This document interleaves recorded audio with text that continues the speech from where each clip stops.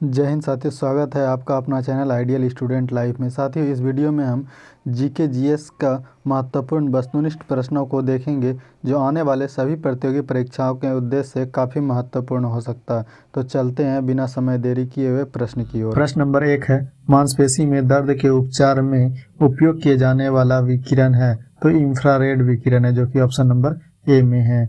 अगला प्रश्न है, अदरक तना है जड़ नहीं क्योंकि इनमें नोड और इंटरनोड दोनों होता है, जो कि इसका आंसर हो जाएगा ऑप्शन नंबर बी। अगला प्रश्न है, बोरी एवं कुन्नो वन्यजीव अभयारण्य किस राज्य में स्थित है? तो ये मध्य प्रदेश में स्थित है, इसलिए इसका आंसर हो जाएगा ऑप्शन नंबर ए। अगला प्रश्न है, राष्ट्रपति द्वारा राष्ट्रीय आपात की उद्घोषणा संसद के दोनों सदनों द्वारा कितने माह के भीतर अनुमोदित होना आवश्यक है? तो 1 माह के भीतर होना आवश्यक है, जो कि ऑप्शन नंबर ए में है। अगला प्रश्न है, भारत में राष्ट्रीय आय का आकलन सर्वप्रथम किस वैज्ञानिक द्वारा किया गया था? तो ये जो है RBK राव द्वारा किया गया, जो कि ऑप्शन नंबर डी में है। अगला प्रश्न है, संविधान सभा के लिए चुनाव कब हुआ था? तो ये जो है जुलाई अगस्त 1946 में हुआ था, जो कि ऑप्शन नंबर बी में है। अगला प्रश्न है, संविधान का वह कौन सा भाग है जिसे लागू करवाने के लिए व्यक्ति सीधे उच्चतम न्यायालय में जा सकता है? तो ये जो है भाग 3 के है, जो कि ऑप्शन नंबर ए में है। अगला प्रश्न है, स्वदेशी आंदोलन की शुरुआत की इस अधिवेशन के बाद हुआ था? तो ये जो है बनारस अधिवेशन के बाद हुआ था, जो कि ऑप्शन नंबर सी में है। अगला प्रश्न है, चंपारण सत्याग्रह के प्रमुख किसान नेता थे? तो ये जो है राजकुमार शुक्ल थे, जो कि ऑप्शन नंबर ए में है। अगला प्रश्न है, निम्नलिखित में कौन से प्रत्यक्ष कर नहीं है? तो ये सीमा शुल्क नहीं है, जो कि ऑप्शन नंबर सी में है। अगला प्रश्न है, इलेक्ट्रोमैग्नेटिक तरंगे कैसे बनती है? तो ये फोटोन की गति के कारण होता है, जो कि ऑप्शन नंबर ए में है। अगला प्रश्न है, संगोला की संधि कब हुई थी? तो ये 1750 ईस्वी में हुआ था, जो कि ऑप्शन नंबर सी में है। अगला प्रश्न है, सूची 1 को सूची 2 से सुमेलित करने के लिए? तो ये जो है रक्त प्लाज्मा, हल्के पीले रंग का तरल पदार्थ एल्ब्यूमिन, ये जो है ऑस्मेटिक दवा स्थापित करना, ग्लोब्यूलिन, ये जो है संक्रमण रोगों से रक्षा, फाइब्रिनोजेन, ये जो है रक्त का स्कंद, जो कि इसका आंसर हो जाएगा ऑप्शन नंबर ए। अगला प्रश्न है, भारत के सर्वोच्च न्यायालय का मूल आधिकारिक क्षेत्र निम्नलिखित है? ये जो है भारत सरकार और एक या अधिक राज्यों के बीच विवादों के लिए, जो कि इसका आंसर हो जाएगा ऑप्शन नंबर बी। अगला प्रश्न है, किसी राज्य में अधिकतम कितनी समय अवधि तक राष्ट्रपति शासन लागू रह सकता है? तो अधिकतम जो होता है वह 6 माह तक ही लगाया जा सकता है, लेकिन इसे अधिकतम 3 साल तक बढ़ाया जा सकता है, लेकिन हर 6 महीने में इसकी मंजूरी जरूरी है, इसीलिए इसका ऑप्शन नंबर सी। अगला प्रश्न है, प्रांतीय स्वायत्तता की शुरुआत किस अधिनियम द्वारा हुई है? तो ये जो है भारत शासन अधिनियम 1935 द्वारा हुआ है, जो कि ऑप्शन नंबर बी में है। अगला प्रश्न है, अवशिष्ट शक्तियों का केंद्र में निहित होने का सिद्धांत भारतीय संविधान में किस देश से लिया गया है? तो ये कनाडा से लिया गया है, जो कि ऑप्शन नंबर डी में है। अगला प्रश्न है, ऋग्वेद में आर्य शब्द का उल्लेख कितनी बार किया गया है? तो ये 36 बार किया गया है, जो कि ऑप्शन नंबर सी में है। अगला प्रश्न है, कपास के रेशे को किसे प्राप्त किया जाता है? तो ये जो है छाल से प्राप्त किया जाता है, जो कि ऑप्शन नंबर सी में है। अगला प्रश्न है, निम्नलिखित में कौन सही सुमेलित नहीं है? तो ये जो प्रेरी जो है उत्तरी अमेरिका, ये सही है। पंपास दक्षिण अमेरिका, ये सही है। वेल्ड दक्षिण अफ्रीका, ये सही है। स्टेपीज उत्तरी अमेरिका, ये गलत है, इसीलिए इसका आंसर हो जाएगा ऑप्शन नंबर डी। अगला प्रश्न है, श्रम गहन उद्योग वह है जिसमें अधिक श्रमिकों की आवश्यकता होती है? तो इसका आंसर हो जाएगा ऑप्शन नंबर सी।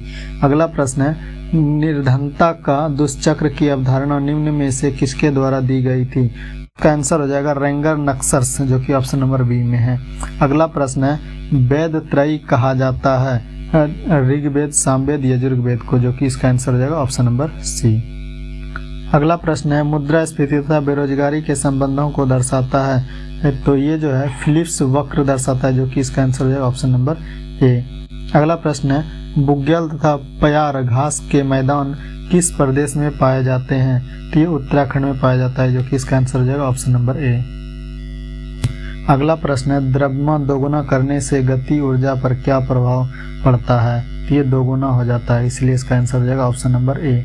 अगला प्रश्न है, किस गैस को स्ट्रेंजर गैस भी कहते हैं? तो ये जो है जिनॉन गैस है, जिसे स्ट्रेंजर गैस भी कहते हैं, इसलिए इसका आंसर हो जाएगा ऑप्शन नंबर सी। अगला प्रश्न है, भारतीय संविधान के किस अनुच्छेद के अंतर्गत भारत सरकार का दायित्व है कि वह बाह्य आक्रमण एवं आंतरिक आक्रमण से राज्यों की रक्षा करें? तो ये जो है अनुच्छेद 235 से अनुच्छेद के तहत, इसलिए इसका आंसर हो जाएगा ऑप्शन नंबर बी। अगला प्रश्न है, घाटे की वित्तीय व्यवस्था का अर्थव्यवस्था पर क्या प्रभाव पड़ता है? तो मुद्रा आपूर्ति में वृद्धि होती है, इसलिए इसका आंसर हो जाएगा ऑप्शन नंबर बी। अगला प्रश्न है, प्लास्टर ऑफ पेरिस रासायनिक रूप से होता है? तो ये जो है CaSO4 × 1/2 H2O होता है, जो कि इसका आंसर हो जाएगा ऑप्शन नंबर बी। अगला प्रश्न है, मानव शरीर में पित्त का रस का निर्माण कहाँ होता है? तो यकृत में होता है, तो इसका आंसर हो जाएगा ऑप्शन नंबर सी। अगला प्रश्न है, निम्नलिखित में से कौन सा असत्य फल का उदाहरण है? तो ये जो है सेब और नाशपाती है, जो कि इसका आंसर हो जाएगा ऑप्शन नंबर सी। अगला प्रश्न है, निम्नलिखित में से कौन सा पादप हार्मोन है? तो इसमें जो है एब्सिसिक अम्ल है, जिब्रेलिन्स अम्ल है, ऑक्सिन्स अम्ल है, साइटोकाइनिन अम्ल है, जो कि इसका आंसर हो जाएगा उपरोक्त में सभी, ऑप्शन नंबर डी में है। निम्नलिखित में से किस सब्जियों का जड़ खाया नहीं जाता है? तो आलू का जड़ नहीं खाया जाता, जो कि इसका आंसर हो जाएगा ऑप्शन नंबर ए। अगला प्रश्न है, सल्फ्यूरिक अम्ल बनाने की संपर्क विधि में किसका उपयोग उत्प्रेरक के रूप में किया जाता है? तो इसमें जो है प्लेटिनम चूर्ण का प्रयोग किया जाता है, जो कि इसका आंसर है ऑप्शन नंबर बी। अगला प्रश्न है, संविधान के किस संशोधन द्वारा सरकारी समितियां शब्द जोड़ा गया है? इसका आंसर हो जाएगा 97वां संशोधन अधिनियम 2011, जो कि इसका आंसर हो जाएगा डी। अगला प्रश्न है, निम्नलिखित में से किस स्तुति पर भारतीय संविधान में मौलिक कर्तव्यों को शामिल किया गया है? तो ये जो है स्वर्ण सिंह समिति, जो कि इसका आंसर हो जाएगा ऑप्शन नंबर ए। अगला प्रश्न है, भारत के राष्ट्रपति पर महाभियोग कैसी प्रक्रिया है? तो ये जो है अर्ध न्यायिक प्रक्रिया है, जो कि ऑप्शन नंबर डी में है। अगला प्रश्न है, पंचायत चुनाव कराने हेतु निर्णय किसके द्वारा लिया जाता है? तो पंचायत चुनाव कराने के लिए जो है राज्य सरकार का निर्णय लिया जाता है, जो कि ऑप्शन नंबर बी में है। अगला प्रश्न है, कुरु महाजनपद की राजधानी कहाँ थी? तो इंद्रप्रस्थ था, जो कि ऑप्शन नंबर सी में है। अगला प्रश्न है, ह्वेनसांग के संबंध में कौन सा कथन गलत है? तो हर्षवर्धन के शासन काल में भारत आया था। इसका भ्रमण वृत्तांत सियुकी में वर्णित है। ह्वेनसांग ने बुद्ध की प्रतिमा के साथ सूर्य एवं शिव की प्रतिमाओं की पूजा किया, तो इसका आंसर हो जाएगा सभी सत्य है, जो कि ऑप्शन नंबर डी में। अगला प्रश्न है, सैंधव सभ्यता के प्रमुख स्थल रोपड़ किस नदी के किनारे स्थित है? ये जो है सतलज नदी के किनारे स्थित है, जो कि इसका आंसर हो जाएगा ऑप्शन नंबर डी। अगला प्रश्न है, उत्तरकालीन मुगल सम्राट के सर्वाधिक समय तक शासन किसने किया था? तो ये जो है शाह आलम द्वितीय ने किया था, जो कि इसका आंसर हो जाएगा ऑप्शन नंबर सी।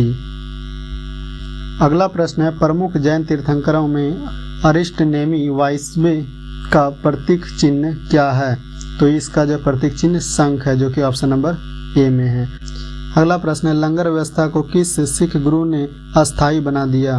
तो ये गुरु अंगद ने, जो कि इसका आंसर हो जाएगा ऑप्शन नंबर डी। अगला प्रश्न है, निम्नलिखित में से किस संविधान संशोधन द्वारा दिल्ली को राष्ट्रीय राजधानी का दर्जा दिया गया? तो ये जो है 69वां संविधान संशोधन द्वारा दिया गया, जो कि ऑप्शन नंबर बी में है। अगला प्रश्न है, बोहरा समिति का संबंध निम्न में से किससे है? तो ये जो है राजनेताओं तथा अपराधियों की साठगांठ का, जो कि ऑप्शन नंबर डी में है। अगला प्रश्न है, एक ही राज्य में बहने वाली भारत की सबसे लंबी नदी है? तो ये लूनी नदी है, जो कि ऑप्शन नंबर सी में है। अगला प्रश्न है, विश्व कप फुटबॉल के प्रथम विजेता देश है? तो ये उरुग्वे है, जो कि ऑप्शन नंबर सी में है।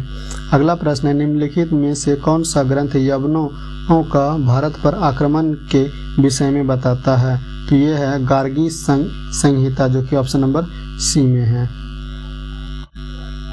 कैसा लगा है यह वीडियो आप कमेंट बॉक्स के अंदर ज़रूर बताइए। आपके द्वारा लाइक किया जाना, शेयर किया जाना और चैनल को सब्सक्राइब किया जाना हमारा मोटिवेशन है। आपके द्वारा लाइक, शेयर और सब्सक्राइब किए जाने से जो प्रेरणा मिलती है वो अगले दिन की ऊर्जा के रूप में कार्य करती है। तो निश्चिंत ही आप अपना प्यार हमारे चैनल को अवश्य देंगे। और अभी तक आपने हमारा टेलीग्राम ग्रुप को ज्वाइन नहीं किया है तो डिस्क्रिप्शन में लिंक है, वहाँ से आप ज्वाइन कर लेंगे। फिलहाल के लिए इतना ही। बड़ों का सम्मान करें, छोटों को प्यार दें। मिलते हैं अगले वीडियो में, तब तक के लिए जय हिंद, वंदे मातरम।